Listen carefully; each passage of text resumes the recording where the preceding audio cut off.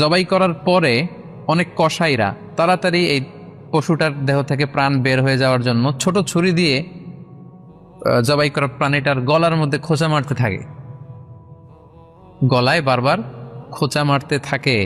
এটা কিন্তু ঠিক না। স্পাইনাল কর্ডে যদি আপনি জবাই করার পরে বারবার খোঁচা মারেন তাহলে কিন্তু এই প্রাণীটার অপমৃত্যু হতে পারে, অর্থাৎ এটা স্বাভাবিক কোনো মৃত্যু নয়। স্বাভাবিক মৃত্যু হচ্ছে জবাই করে দেয়া, এবং ইসলাম এটাকে আমাদের জন্য বৈধ করেছেন। আমরা জানি যে পাশ্চাত্যে গরুর মাথায় বুলেট মারা হয়, অথবা ইলেকট্রিক্যাল শক দিয়ে ওটাকে হত্যা করা হয়, অথবা ভারী কোনো লোহার হাতুড়ি দিয়ে গরুর মাথায় আঘাত করে সেটাকে মারা হয়। কিন্তু ইসলাম এগুলোকে নিষেধ করেছে। ইসলামের বিধান হচ্ছে স্লটারিং করা, আপনি জবাই করে দিবেন। সেক্ষেত্রে আমার মনে হয় 10 থেকে 15 মিনিট যদি আমরা একটু ওয়েট করি, গরুর দেহ থেকে সবগুলো রক্ত কিন্তু বের হয়ে যাবে, ফলে এটার গোশতটা উপাদেয় হবে আমাদের জন্য। কিন্তু আমরা যদি তাড়াহুড়ো করে, বিশেষ করে অনেক কসাই ভাইরা রুহুটা যাতে তাড়াতাড়ি বের হয়ে যায়, প্রাণটা যাতে তাড়াতাড়ি বের হয়ে যায়, জবাইয়ের পরে আবার ছোট ছুরি দিয়ে স্পাইনাল কর্ডে খোঁচা মারতে থাকে, এটা কিন্তু ঠিক না। এতে করে যেটা হয়, এটা স্বাভাবিক মৃত্যু হয় না, বরং অপমৃত্যু হয়ে থাকে। আমরা যখন কুরবানি করি তখন প্রাণীটার শ্বাসনালী এবং কণ্ঠনালী কেটে যায়, এবং তারপরে রক্তনালী, যেটাকে ইংরেজিতে বলে জুগুলার ভেইন, এই জুগুলার ভেইনটা যখন কেটে যায় তখন কিন্তু প্রাণীটা আর ব্যথা পায় না। গবেষণায় দেখা গিয়েছে যে যদিও আমরা দেখি যে প্রাণীটা খুব ছটফট করে, লাফালাফি করে, কিন্তু আসলে সে ব্যথা পায় না।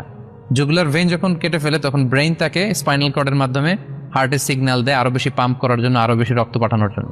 ফলে দেহের সবগুলো রক্ত গলার ওই কাটা জায়গা দিয়ে কিন্তু বের হয়ে যায়।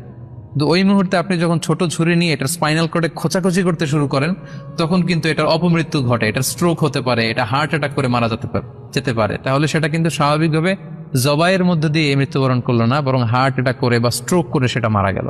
তখন কিন্তু আপনার কুরবানিটা প্রশ্নবিদ্ধ হয়ে যেতে পারে। তো এই জন্য আমি সকলের কাছে অনুরোধ করব, আপনারা তাড়াহুড়ো না করে 10 থেকে 15 মিনিট একটু ওয়েট করেন জবাইয়ের পরে, এটাকে স্বাভাবিকভাবে, ন্যাচুরালি, প্রাকৃতিকভাবে এটা রুহুটা বের হতে দিন। তা না হলে আমাদের কুরবানি কিন্তু প্রশ্নবিদ্ধ হয়ে যেতে পারে। পশুটাকে কিন্তু আমি জবাই করব, স্লটার করব। আল্লাহ রাসূল সাল্লাল্লাহু আলাইহি ওয়াসাল্লাম বললেন, যখন স্লটার করবে, জবাই করবে, তখনও সেটার প্রতি ইহসান করে তোমরা জবাই করো। ওয়া ইযা যাবাহতুম ফাআহসিনুজ যিবহা, সেক্ষেত্রেও তোমরা সফট হার্টেড হও, সেটাকে ইহসানের সাথে জবাই করো। কিভাবে ইহসানের সাথে জবাই করবে? ওয়ালিউহিদ্দা আহাদুকুম শাফরাতাহু ওয়ালিউরিহ যাবিহাতাহু, তোমরা তোমাদের ছুরিটা খুব বেশি করে ধারালো করে নাও, যাতে করে খুব স্মুথলি স্লটারিংটা হয়ে যায়, খুব স্মুথলি কুরবানিটা তাড়াতাড়ি হয়ে যায়, যাতে প্রাণীটার কষ্ট না হয়। আমরা প্রায়ই আমাদের ব্যাখেয়ালে বা অবহেলাবশত কুরবানির পশু ট্রাক থেকে নামানো, হাট থেকে নিয়ে আসা, এমনভাবে আমরা কুরবানির